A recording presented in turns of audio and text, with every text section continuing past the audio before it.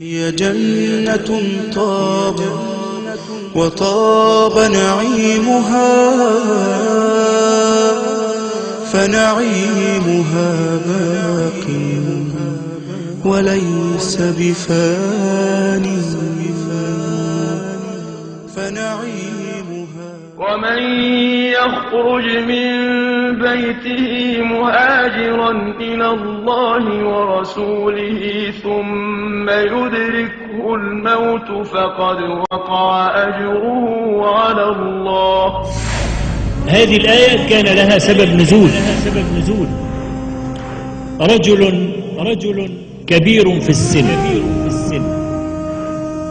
كان يسكن في مكة بعد هجرة النبي عليه الصلاة والسلام إلى المدينة، لكنه لم يتحمل برودة الكفر في مكة، وبيتخيل الصحابة وكيف يصلون خلف النبي عليه الصلاة والسلام وكيف يصافحون وجهه كل يوم.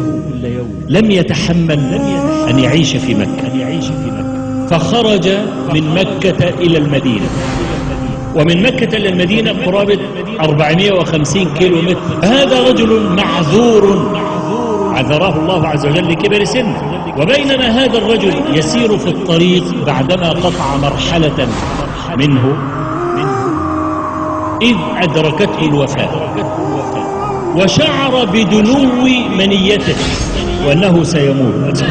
فماذا فعل هذا الرجل؟ ضرب كفا بكف وقال: اللهم هذه بيعتي لك. وضرب كفه الأخرى وقال: اللهم هذه بيعتي لنبيك. فنزلت الآية: ومن يهاجر في سبيل الله يجد في الأرض مراغما كثيرا وسعا،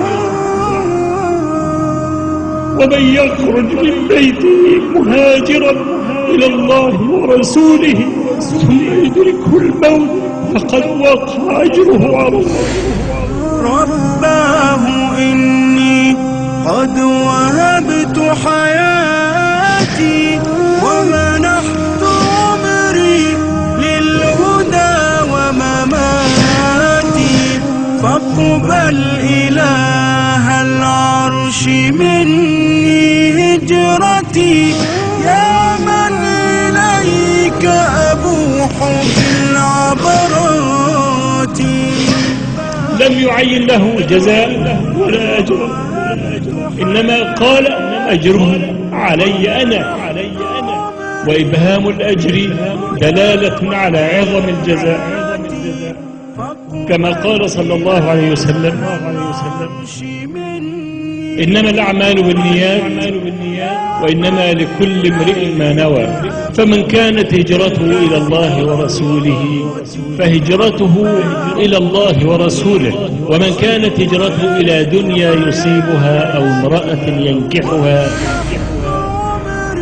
لم يقل فهجرته إلى دنيا يصيبها أو امرأة ينكحها، إنما قال فهجرته إلى ما هاجر إليه، للدلالة على تحقير ما هاجر إليه، بخلاف الشطر الأول.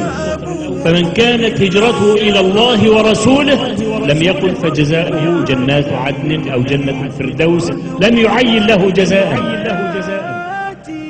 اتحد الشرط والجزاء للدلالة على عظم الجزاء. أقول هذا لتعلموا فضل الصحابة الأوائل الذين تركوا ديارهم وأموالهم وملاعب صباهم وهاجروا إلى الله ورسوله. رباه إني قد وهبت حياتي ومنحت عمري للهدى ومماتي، فاقبل إله العرش مني هجرتي، يا من إليك أبوح بالعبرات.